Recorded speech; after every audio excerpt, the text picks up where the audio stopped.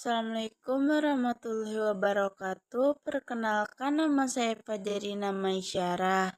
Di sini saya akan menjelaskan tentang gagasan para pendiri bangsa tentang dasar negara. Itu ada beberapa poin. Yang pertama itu ada awal mula lahirnya gagasan dasar negara. Sebelum Indonesia merdeka, bangsa kita masih berada di bawah penjajahan Jepang. Namun di tengah masa penjajahan itu, semangat kemerdekaan rakyat Indonesia semakin besar.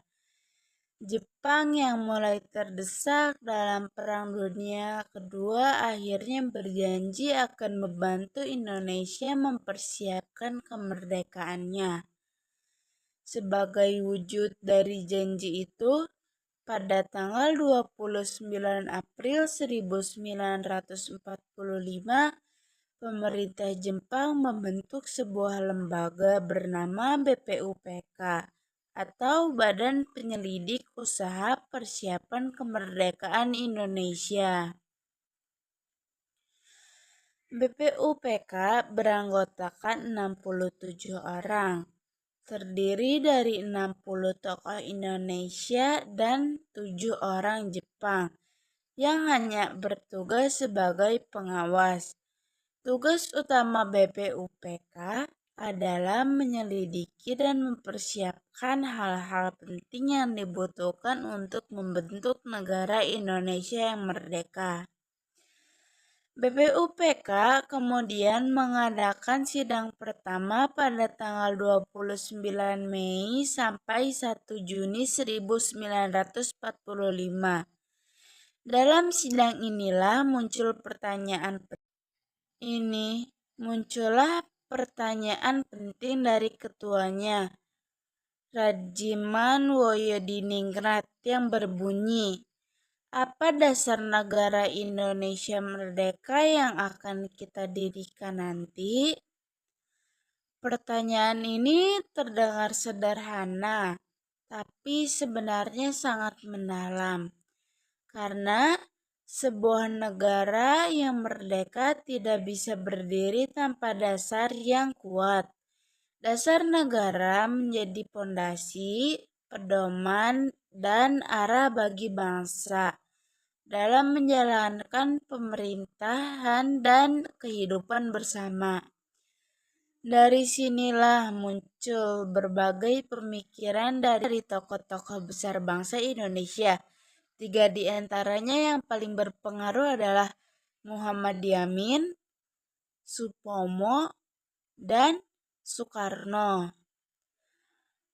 Mereka bertiga mengemukakan gagasan yang berbeda-beda, tapi semuanya memiliki tujuan yang sama, yaitu menciptakan dasar negara yang mampu mempersatukan seluruh rakyat Indonesia. 2. Gagasan Muhammad Yamin pada tanggal 29 Mei 1945. Tokoh pertama yang menyampaikan gagasan tentang dasar negara adalah Muhammad Yamin, seorang sastrawan, ahli hukum, sekaligus pejuang kemerdekaan. Pada sidang BPUPK tanggal 29 Mei 1945, Yamin menjelaskan pandangannya tentang dasar negara Indonesia, baik secara lisan maupun tertulis. Dalam pidatonya, Yamin menyampaikan 5 dasar. Yang pertama, peri kebangsaan. Yang kedua, peri kemanusiaan. Yang ketiga, peri ketuhanan. Yang keempat, peri kerakyatan. Dan yang kelima, kesejahteraan rakyat. Setelah berpidato, Yamin juga menyerahkan rancangan tertulis yang berisi 1. Ketuhanan yang Maha Esa. 2. Kebangsaan Persatuan Indonesia. 3. Rasa kemanusiaan yang adil dan beradab. 4. kerakyatan yang dipimpin oleh hikmat kebijaksanaan dalam permusyawaratan atau perwakilan. 5. Keadilan sosial bagi seluruh rakyat Indonesia. Makna gagasan Muhammad Yamin itu adalah, menurut Yamin, negara Indonesia harus berdiri di atas nilai-nilai moral, kemanusiaan, dan keadilan. Bangsa Indonesia harus bersatu dalam semangat kebangsaan yang tinggi tanpa memandang perbedaan suku, agama, dan budaya. Ia percaya bahwa kemerdekaan Indonesia bukan hanya tentang bebas dari penjajahan, tapi juga tentang membangun kehidupan yang adil, sejahtera, dan beradab. Intinya, Muhammad Yamin ingin Indonesia yang berketuhanan, menjunjung kemanusiaan, bersatu, demokrasi, dan adil bagi seluruh rakyatnya. 3. Gagasan Supomo pada tanggal 31 Mei 1945. 2 hari setelah Yamin berbicara, giliran Prof. Supomo yang mengemukakan gagasannya. Supomo adalah seorang ahli hukum tata negara yang sangat paham tentang sistem pemerintahan. Isi gagasan Supomo adalah 1. Persatuan, 2. Kekeluargaan, 3. Keseimbangan lahir dan batin, 4. Musyawarah, 5. Keadilan rakyat. Supomo memperkenalkan paham integralistik, yaitu pandangan bahwa negara dan rakyat adalah satu kesatuan yang tidak terpisahkan. Dalam pandangan ini, tidak ada perbedaan antara kepentingan pribadi dan kepentingan negara, karena semua menyatu dalam semangat gotong royong.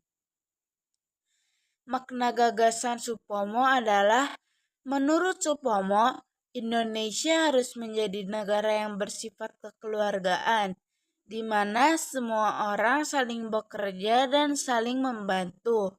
Negara tidak boleh menjadi alat bagi satu golongan untuk menindas golongan lain. Ia juga menolak sistem liberal individualistik seperti di Barat, karena tidak sesuai dengan kepribadian bangsa Indonesia yang suka bergotong royong.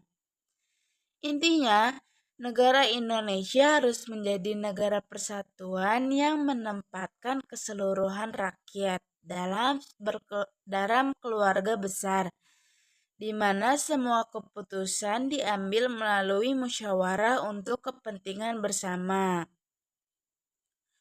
4. Gagasan Soekarno pada tanggal 1 Juni 1945. Pidato Soekarno pada 1 Juni 1945 menjadi momen bersejarah, karena dari sinilah lahir nama Pancasila sebagai dasar negara Indonesia. Dalam pidatonya, Soekarno menyampaikan 5 dasar yang ia usulkan. 1. Kebangsaan Indonesia. 2. Internasionalisme atau peri kemanusiaan. 3. Mufakat atau demokrasi. 4. Kesejahteraan sosial. 5. Ketuhanan yang berkebudayaan. Soekarno menekankan bahwa dasar negara Indonesia harus lahir dari jiwa dan budaya bangsa sendiri, bukan meniru sistem negara lain. Ia menjelaskan bahwa bangsa Indonesia terdiri dari berbagai suku, agama, dan budaya yang berbeda, tapi semuanya harus dipersatukan oleh semangat kebangsaan yang kuat. Makna gagasan Soekarno adalah, menurut Soekarno, kebangsaan Indonesia bukan berarti menutup diri dari bangsa lain, tetapi menempatkan Indonesia sejajar dengan bangsa-bangsa lain di dunia dengan semangat kemanusiaan. Ia juga menjelaskan bahwa demokrasi yang sesuai bagi Indonesia adalah demokrasi musyawarah dan gotong royong, bukan demokrasi individual seperti di Barat. Lalu, ia menyebutkan bahwa Pancasila bisa diperas menjadi Trisila dan bahkan Ekasila, yaitu Trisila 1, Sosionasionalisme, kebangsaan dan kemanusiaan. 2. Sosiodemokrasi, kerakyatan dan kesejahteraan. 3. Ketuhanan. Ekasila, gotong royong.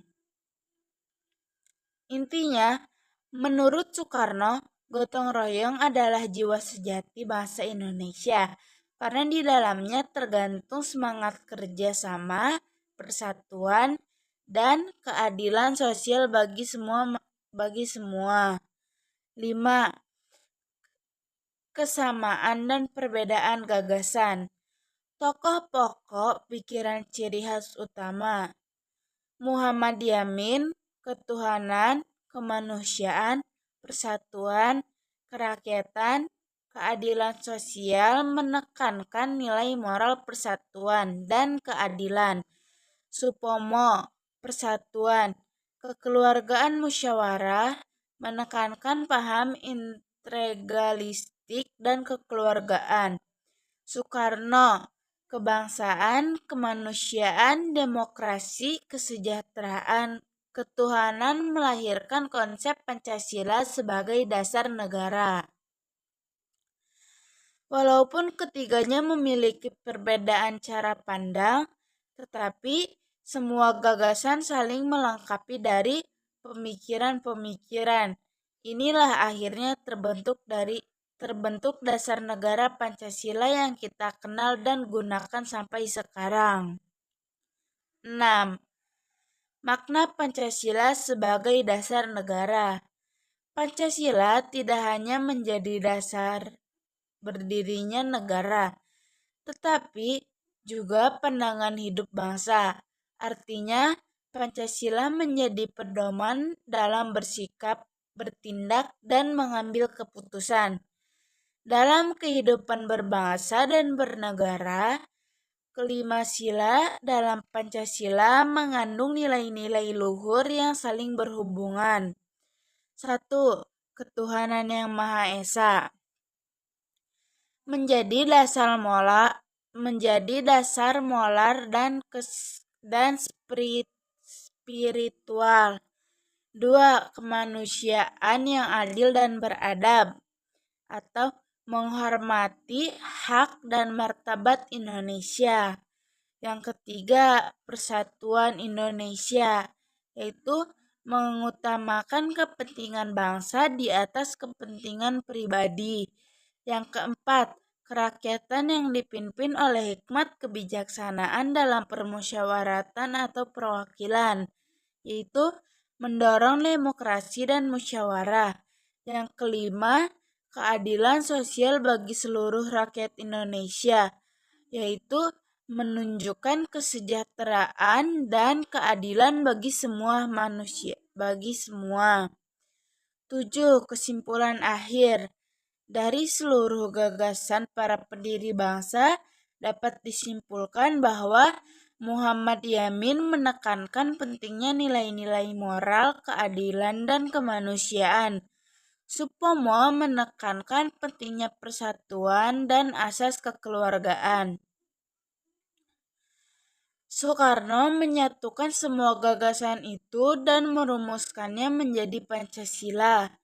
Pancasila adalah hasil pemikiran yang jenius dan mendalam dari para tokoh bangsa yang mencintai tanah airnya. Nilai-nilai dalam Pancasila tidak hanya berlaku di masa kemerdekaan, tetapi tetap relevan sampai sekarang dan masa depan. Pancasila adalah hasil pemikiran yang jenius dan mendalam daripada tokoh bangsa yang mencintai tanah air. Nilai-nilai dalam Pancasila tidak hanya berlaku di masa kemerdekaan, tetapi juga tetap relevan sampai sekarang dan masa depan. Pancasila menjadi jiwa, dasar, dan arah kehidupan bangsa Indonesia. Ia mengajarkan bahwa kemerdekaan sejati bukan hanya bebas dari penjajahan, tetapi juga hidup bersama dalam keadilan, persatuan, dan kedamaian.